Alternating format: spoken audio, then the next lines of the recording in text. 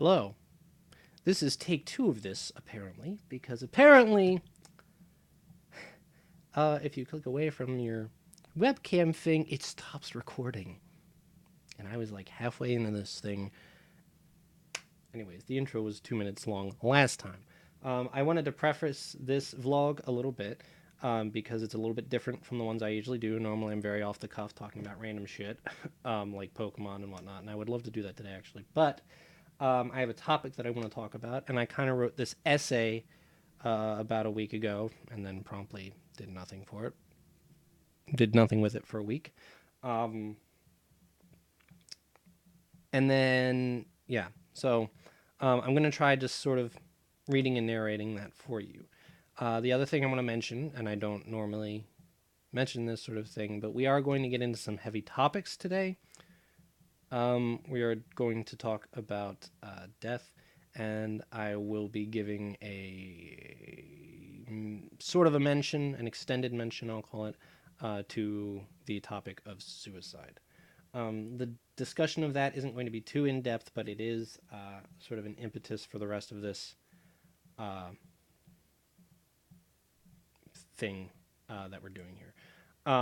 So yeah, that's what we're doing. Um, I'm going to talk a little bit more after it, and I am going to ad lib a couple of comments that I interjected, which I did the first time I recorded this. So here we go. Unfortunately, I have to deal with my face the whole time. Great. So 10 years ago, I was 17 years old, a junior in high school, a successful student at a prestigious local high school, a creative and passionate musician, and a dramatic storyteller. I like to consider myself exceptional, but I was not above the emotional woes and wails of your traditional teenager. In fact, if my journals from the time were anything to go by, I was angsty with the best of them.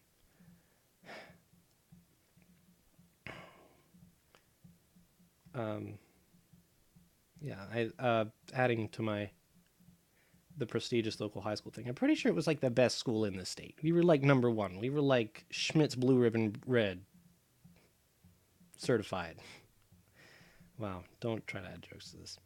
Um, on this exact date, May 30th, 10 years ago, I walked into school, down the hall, to the outside of a classroom where I sat every day.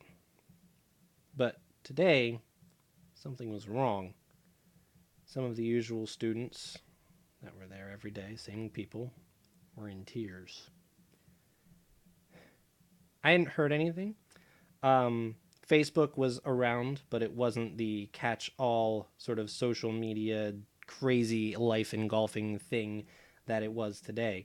Um, and I probably didn't look at it in the morning either. So I wouldn't have seen anything. And on top of that, I wasn't part of the usual happenings of the typical social circles. Nobody told me anything, of course, because why would we have to tell Eric? So I didn't know anything. Um, I didn't think much of it. I mean, I thought of it. I was like, this is weird. What happened? And the first thing you think of is, God, did somebody die? You I wasn't. We'll talk later. Um, it wasn't until homeroom, um, you know, shortly thereafter, where my teacher came out and read us a statement that told us that one of our classmates had died. Um, her name was Lauren. Lauren was 16, had a cutting wit, a threatening tenacity, and an immense talent. Not only did she score the highest on the SATs out of everyone in my year, she also designed the school's website and played softball. And these weren't even the things she wanted to be remembered for. In fact, there was a time when she specifically said that these things were not what she liked, uh, which is ironic, but they were still accomplishments. More than that, she and I were unlikely friends. I remember a conversation with her where she pointed out that most of her friends were from broken, borderline impoverished homes similar to hers. At the time, I was not very privy to the family dynamic that was present in my house. So I thought I had a pretty damn good home life. And in fairness, I wasn't. I did not have the same problems and worries that she did. So there you go. And that for me to connect with her like I did without having experiences like hers was special, unique. Where others thought me a creepy loner who was the source of several rumors, both comedic and serious, she found me an interesting, good hearted person who was more misunderstood than anything. And in return, I was someone that tried to listen to her, whether I could help or even understand her problem or not. The crazy and perhaps cruel thing is that I only got to be friends with Lauren for about 2 years. It's been 10 years, 5 times that, since she left this world. And it's been well over half of her actual lifespan. 16, it like blows my mind. Because now that I'm so removed from 16, you look back and you're like, 16 is young. 16 is really young. It's crazy. But here I am, remembering her, trying my best to remember her like it was yesterday. I'm remembering what I can because I can never forget her. I'm not sure how they did it in the days before pictures became so widespread. Yes, Facebook is probably an evil global conglomerate that will one day consume our lives. But, you know, it and MySpace, you got to be grateful for the connectivity that it gives us with others because there are so many pictures out there. How can we possibly forget things? Even then, I mean, I never forget who she was. But it's surprising what you will forget about a person over the years. Some of your favorite things about them, some of your favorite moments, their voice, the sound of their voice, that's something that's pretty easy to forget. Nowadays, again, we have vlogs and all this sorts of stuff, but the sound of their voice, the way they moved, you know, the things they'd say all the time in between their words, all that stuff. You know, it was only until I reviewed our archived Facebook conversations, again, thanks for that, that I remembered just how understanding she was and how much her friendship affected me. That's what I want to talk about today. I'm daring to talk less about her death and the aftermath and tell the story of that than I am to talk about all of that in context, in the context of it being 10 years later. Because I've realized there's a part of her that I've taken with me over these 10 years and that has driven me to become the person who I am today in a lot of ways. It's a harsh reality to face when one of your peers passes on at such a young age. You know, as much as it pains me to look on Facebook sometimes and see what all of my peers from high school are doing, it's a lot of stuff. A lot of things have changed. A lot of people have moved on, become successful, started businesses, gotten married, and Lauren's still 16. Reading my journals, I was already immensely unsure of myself and my life at the time when I was 16, even before this happened. While much of my rhetoric can likely be written off as the ramblings of an angsty teenager, it's rather disturbing to look back on now. In it, I talked about distancing myself from my peers because I couldn't trust them to get the right image of me, being really bad at trying to get girls to like me or find ones that did, and my grandiose ambitions to become a rock star literally just so people would be interested in me. One of my biggest fantasies was to be on stage at a concert in an arena out front with my bass guitar and the microphone and have 1,000 pairs of eyes just looking at me. People paying to be in the same room as me, to have their eyes on me, to be enamored by me, to be interested in me.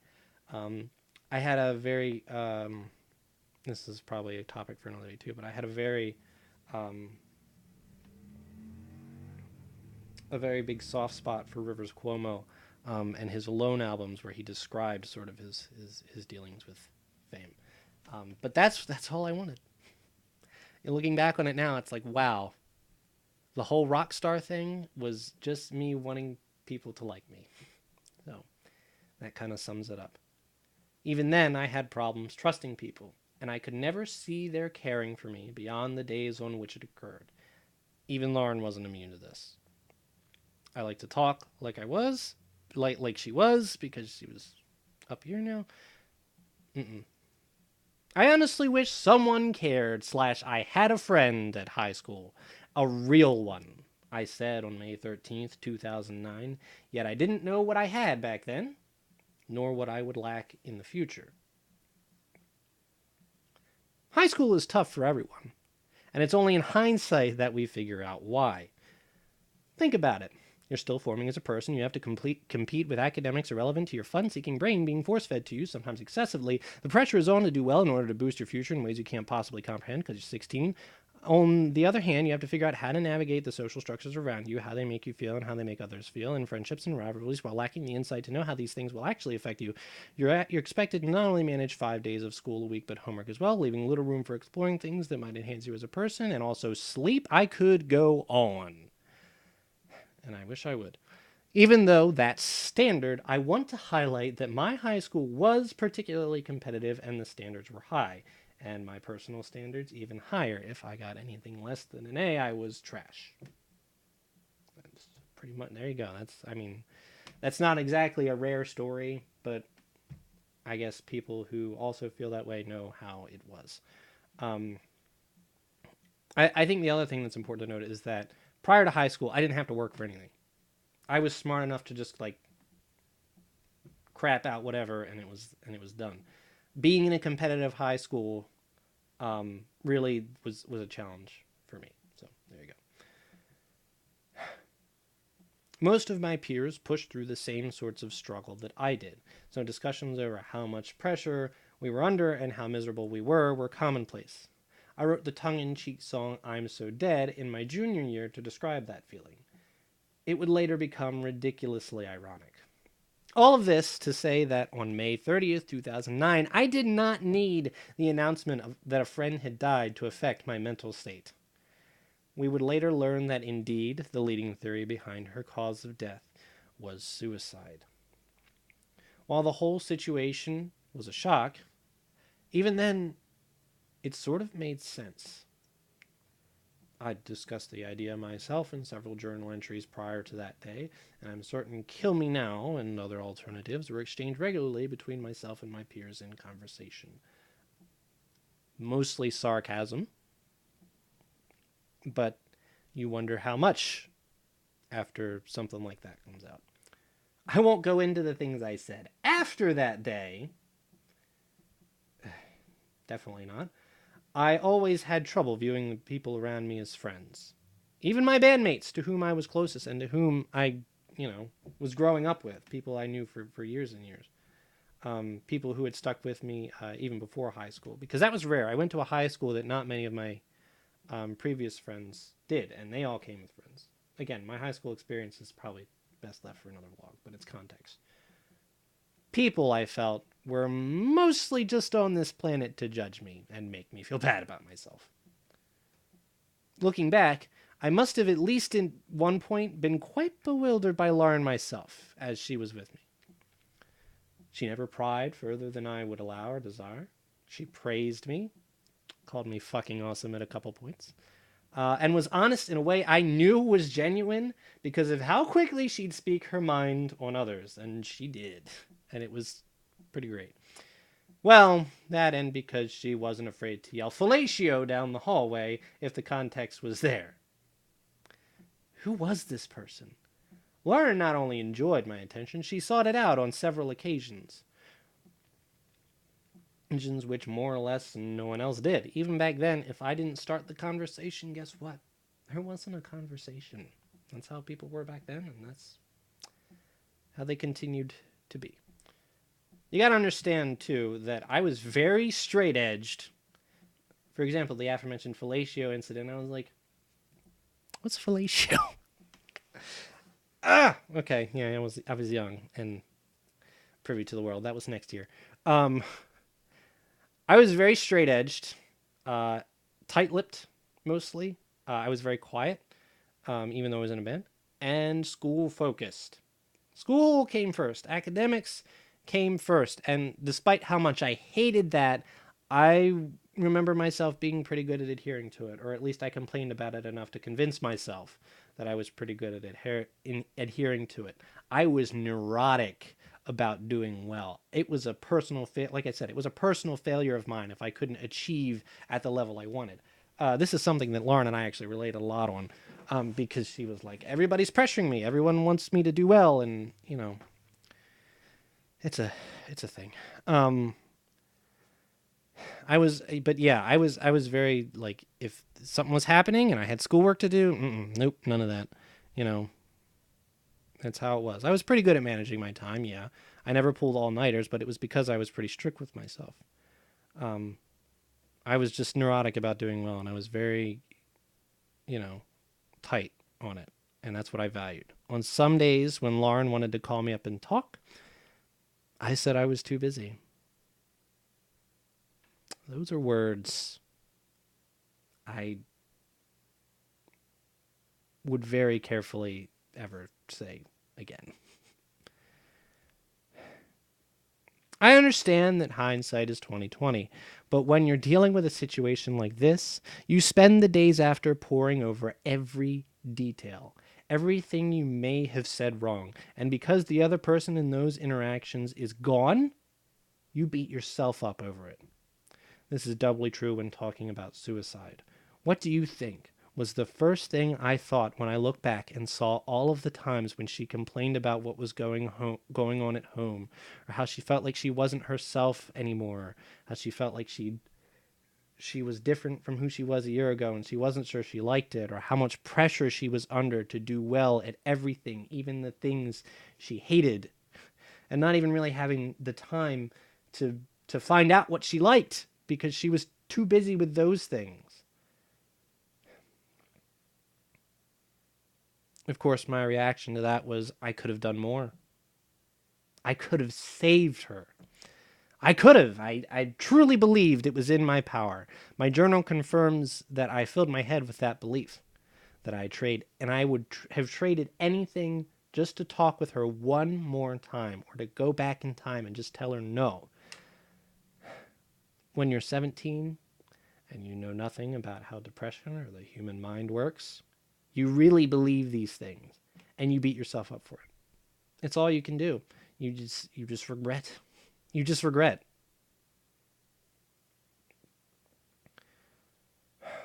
You don't forgive yourself for not taking that call, for not waving goodbye or saying hello every day, or finding the courage to tell a person that you love them or care for them.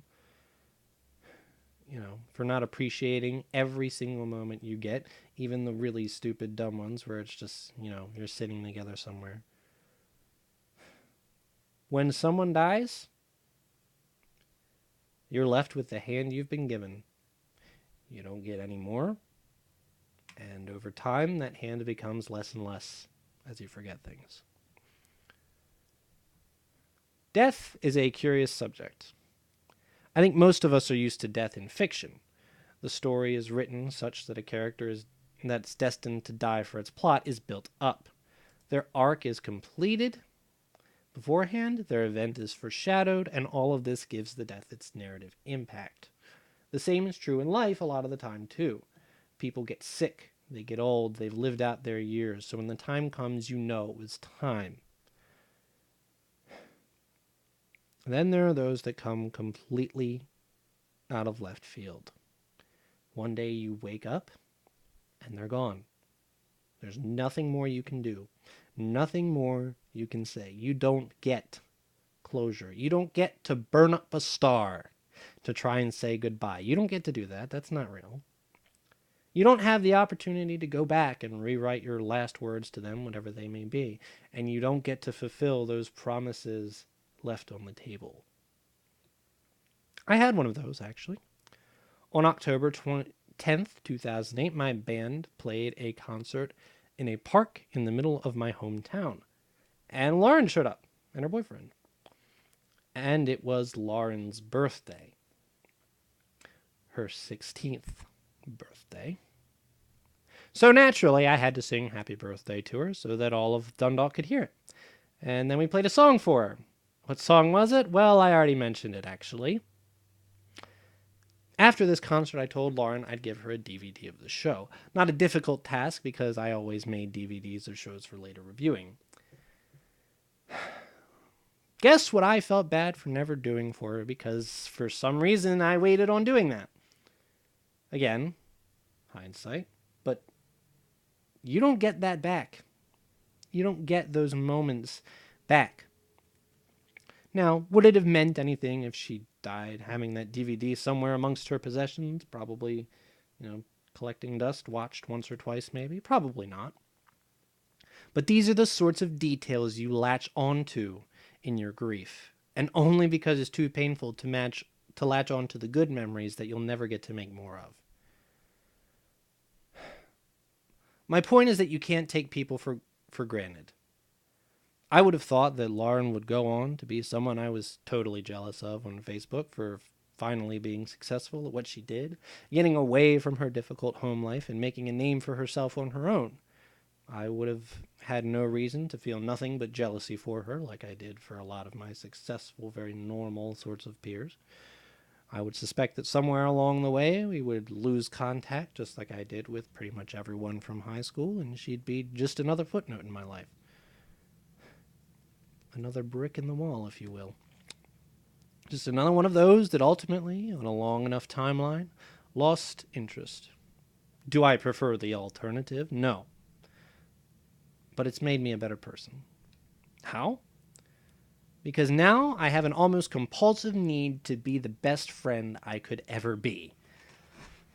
I try with all that I have to never let my last words to someone be ones I wouldn't be proud of, or at least to be something that was me trying to make them happy.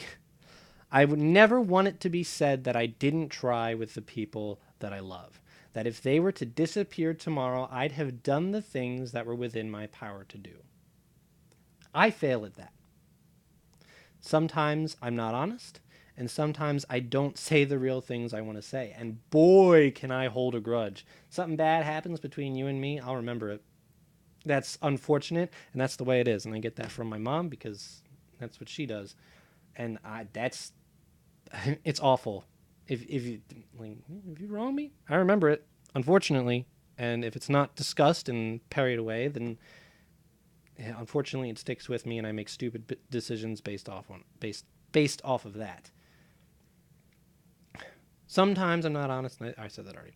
I leave them. I take them for granted. I take people for granted. But I'm always thinking about it. I've always got a voice in my head saying, say it. Say it before you can't. And I hear that voice because I not only know what it's like to lose someone, but to push them away. Like I did with all those times that Lauren wanted to call me and I said no. It wasn't just that Lauren's death changed me. My review of my journals and my conversations with her made it clear that it was part of her life that I took with me too. I try neurotically, desperately, to be the kind of friend to others that Lauren was to me, in my own selfish hope that I can, in return, always have someone like her that I won't take for granted. To understand people in a way the rest of the world doesn't. To be that listening force, that unobtrusive thing that doesn't try and pry things out of you and tell you to just be happier about it, or just wish you well and then doesn't care to get deeper into the topic. To just be there, to just listen, and if need be, to discover that even the unlikeliest of souls might have the most in common. To be good and to be better. When I check in on people, when I message them compulsively or excessively, it's because I'm trying to be that. When I worry, it's because I'm thankful that I have the chance to in the first place. And by God, if I can help fix it, I'll do whatever it takes. I worry about people a lot. Okay? And I'm always checking in on people I'm worried about because I want them to be better. And obviously, if I can find the one thing to say that changes their fate, potentially, I'm going to try it. 10 years later, I'm still someone who's struggling every day to find their place in this world. I'm still someone who's fighting against a history of people who didn't follow through, who forgot, or who didn't want me, or who didn't care, or would rather start rumors about me than get to know me, which is the kind of people that Lauren fought off. I'm still fighting to find somewhere that I am truly loved and feel it enough to convince my brain's high standards that I have truly reached that place. I'm someone who continually struggles to keep my distance from others so that I don't get hurt, and yet place my faith in them all the same. Which is tough when you have an experience like this, because not only when you when you distance yourself, you're doing it to protect yourself, so that if the person leaves you, which many of my people have, and you know that Lauren's death showed that even people who do care about you, you know, whether you fully acknowledge it or not, can leave you, you know, either by having an unbearable amount of their own pain, or even by chance. I mean, losing something to something even more meaningless, like a car accident, that would be frustrating. That would be a whole other spaceship. But I'm still trying. This is why I am so crazy. I am so neurotic about being there for people, about checking in, and also about people checking in on me. I always want people in my life. Me in 2008 was skeptical. I didn't like people. I didn't trust them. They were not always nice to me. I could not always decipher their true intentions. But me, a year later, learned that you can't do it alone. You can't go through life alone. You can't do it. It's impossible. In the months after Lauren's death, in the very long period during which I had to try and determine whether or not my life was worth living if hers wasn't, apparently, I found people that had something terrible in common with me.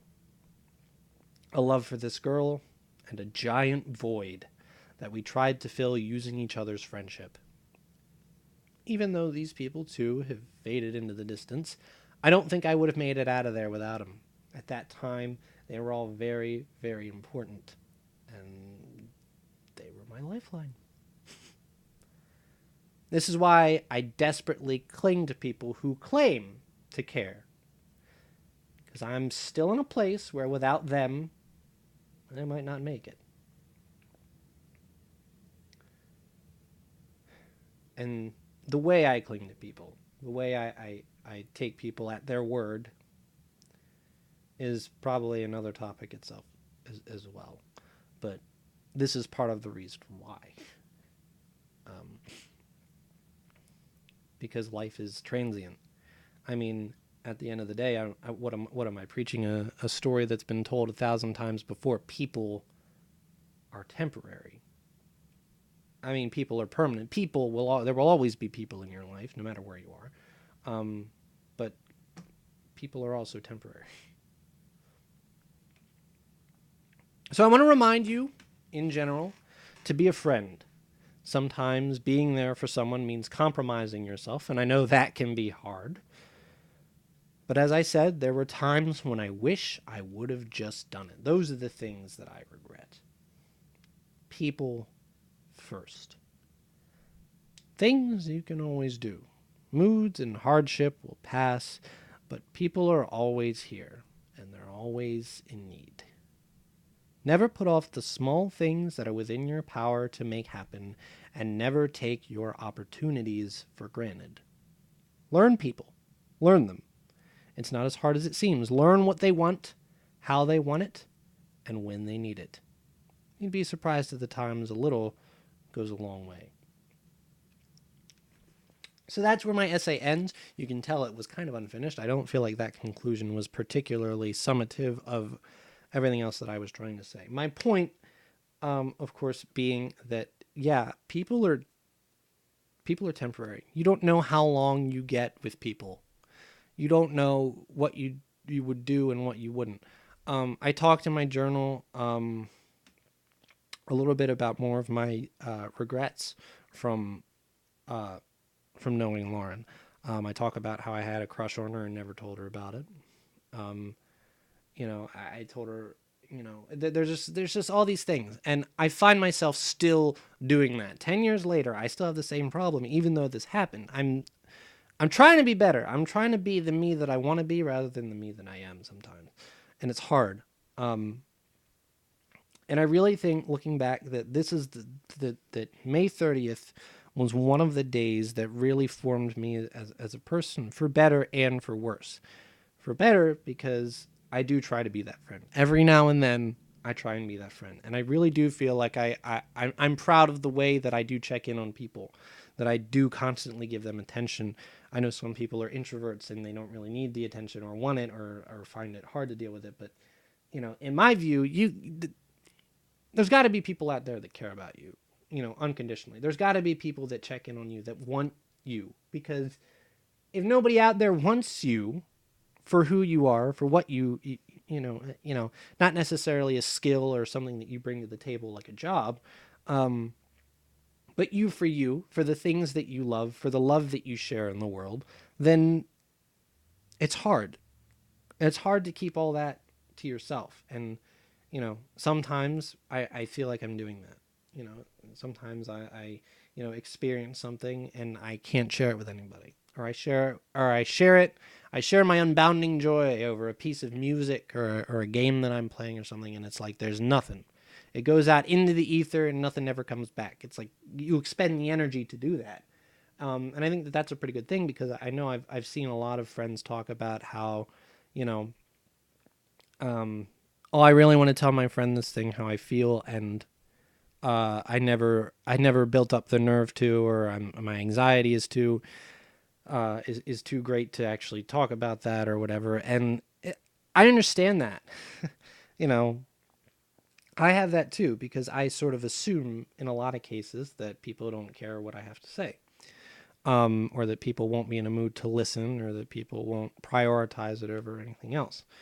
Um, and you know what? A lot of that, my experience with that, has made me even more neurotic over the years. Um, and that's kind of the long and short of it. Um, to the point where I still don't. I used to be a lot more honest. I used to be a lot more blunt. I read my conversations with Lauren from 10 years ago, and I was a very different person in the way that I handled my conversations. It was very strange to read. And I said a lot less. I really did not say a whole lot, which is weird.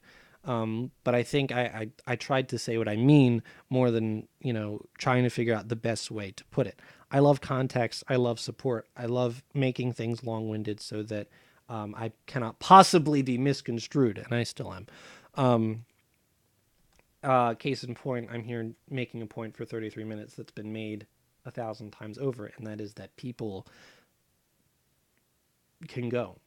What are your last words? What are your regrets? Think about it. Think about a friend, and think about if, or the people in your life, or the people that you maybe even haven't talked to in a long time. Think about them, and, you know, think about if they went tomorrow, how would you feel about the last time you spoke to them? How would you feel about um, that? And I think sometimes that motivation is sort of what, just thinking about that makes you think, all right, well, it's time to be obvious, or it's time to put the business on the table, and that's where it is. So yeah, and again, I'm bad at that. I like, again, I say I'm proud of myself for checking in on people, and I am, but I am still very bad at saying what I mean. There are times when I get frustrated with people, and I think I get frustrated because, it doesn't. I don't know. I find that in today's world, we do not often put our money where our mouth is, so to speak. I've, I again, I keep saying I'm neurotic, and I say that because I don't know. I guess in the hopes that it will excuse some of my actions. Because, look, there are people out there that will, that will say they care about you, and they don't know what your standards are. I'm not very forthcoming with my emotions. I think that my essay sort of went into that a little bit. I'm not very forthcoming with my emotions. I try not to have too many emotions towards people, and I have trouble expressing them when I do, because I don't like being blunt and I don't like being misunderstood. That is why I sometimes it seems like I'm not very supportive and I am distant, because, and it's not just because I don't want to get hurt. It's because I don't want to say something I can't back up. You know, I don't want to say I care deeply about you and then not be there for you in your time of need because I don't know you that well or something. You know what I mean? I truly feel like, I don't know, maybe people don't get to know each other like they used to, or whatever. Um, I feel like it's very different today. And I feel like once people are friends, so to speak, um, I feel like few friendships ever reach that point where you can be honest with one another, where you can call people out on what you perceive as their bullshit and not completely, shut them down, or trigger them into some kind of anxiety attack or something. And that's frustrating because there are a lot of times when you get frustrated with people and you want to call them out, but there's always a part of your mind where it's like, no, you don't really want to do that. You don't want to make them, you want to respect their boundaries. And at some point, you know, I feel like sometimes friendships stagnate, and you got to break them boundaries.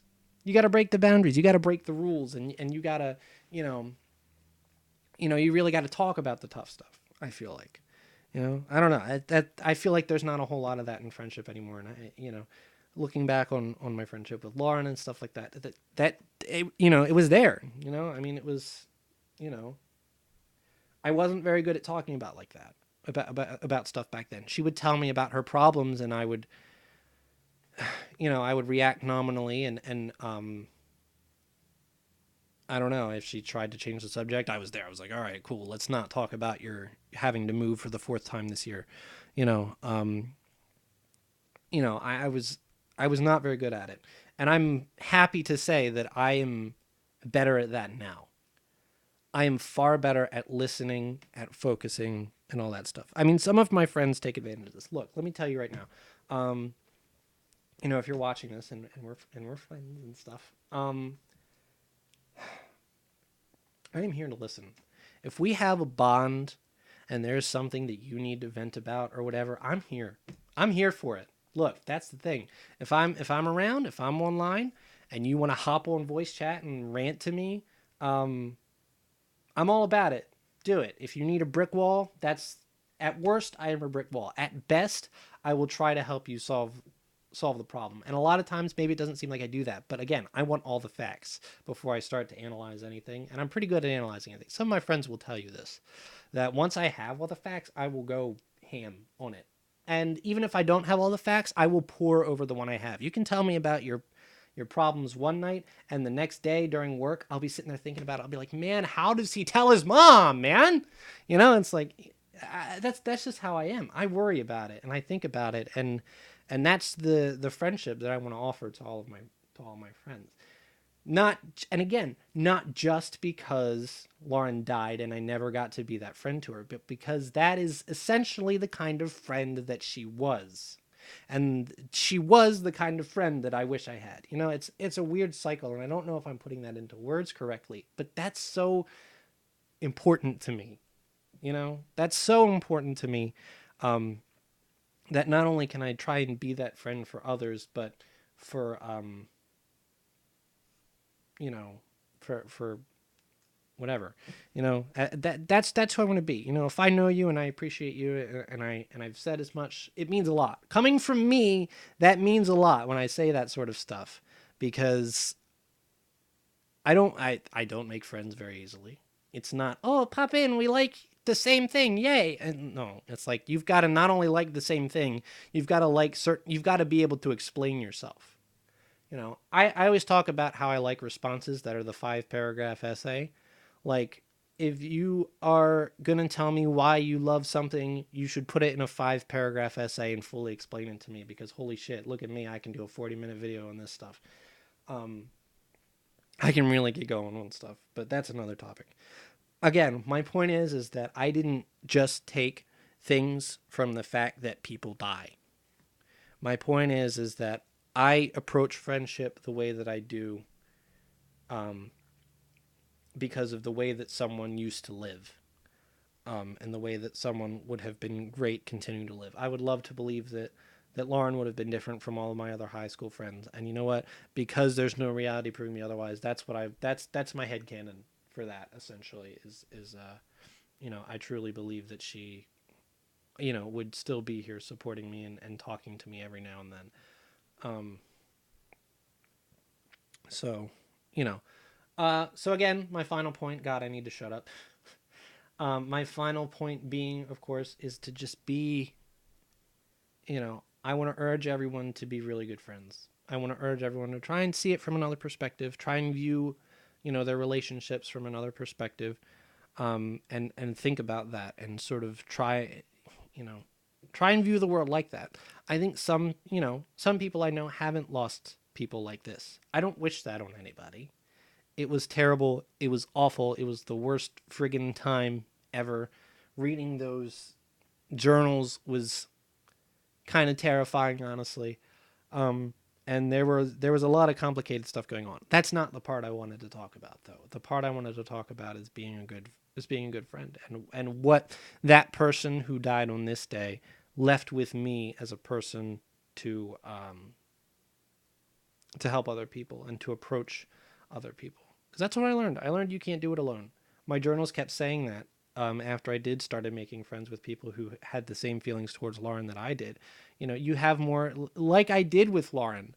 We wouldn't really expect to have anything in common with one another. She didn't really play video games or have any interest in that. She didn't really listen to the same bands that I liked particularly. But we were still friends somehow, and that's weird. And the same way that I, in an unlikely way, connected with her, I connected with all of these other people that I never thought I would, necessarily be friends with at that point. And again, while those people were transient, they were what I needed in life. And maybe I should go back and talk to those people and see how they're doing 10 years on, because I'm still thinking about it. I don't know. Maybe that's bad. Maybe I shouldn't be hanging on to it. But I think that certainly honoring her life, realizing the maturity that I've gained, that you can't just go back in time, tell people not to kill themselves and have that work. That was a journal entry where I wrote about how my dad and I watched this news conference from, it was like June 2nd, and the news conference was like May 13th, and I was like, if it were actually May 13th, I could go back in time and just tell her not to kill herself, and then she wouldn't do. No, that's not how it works. I was naive at the time. I was smart, but I was naive and I wasn't really good at navigating people. And I think I've improved, but I'm still working on it. I'm still really bad at it.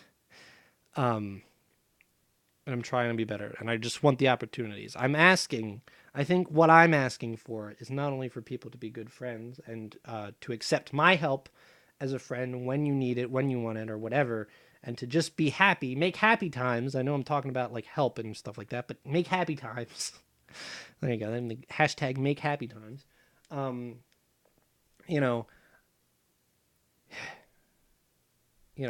I think what I'm asking for is, I already forgot what I'm asking for. Make happy times, blocked it out. But no, what I'm asking for is the opportunity to continue to improve. That's what I want. And I'm not going to go over some places mentally that I've been recently, but I just look. I'm still that 17-year-old boy seeking validation from people. I'm different from that 17-year-old boy in that I really do want the validation from people. And I've constantly been seeking it, and I still am not in a place where I feel like I have acquired it, despite what some people say, despite what some people claim. So I'm still looking for that.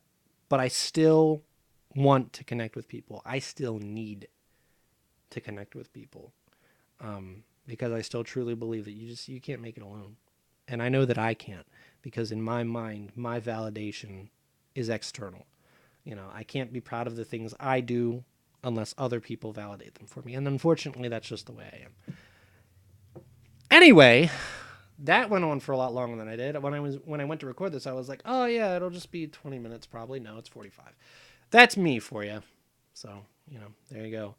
Um, but yeah, thank you for listening. Um, enjoy life, please. Um, I don't really support the saying live every day like it's your last. I think that's a bit hokey and impossible because you never know. But yeah, again, my point is to be a good friend always because you never know. You never know what opportunities you're never going to get. You might make plans with people that were, set to happen on a specific date and then they're gone and then you don't get to do that at all. And if that happens, still go to those plans. Still do it for them no matter how you're feeling. I don't know. Anyways, shut up. Get off the stage, man. It's time to go. Anyways, I don't know. Have a good life. Hopefully, I'll see you soon. Maybe. I don't know. I can't end things. I'm bad at endings. I think that's probably a theme through here, too.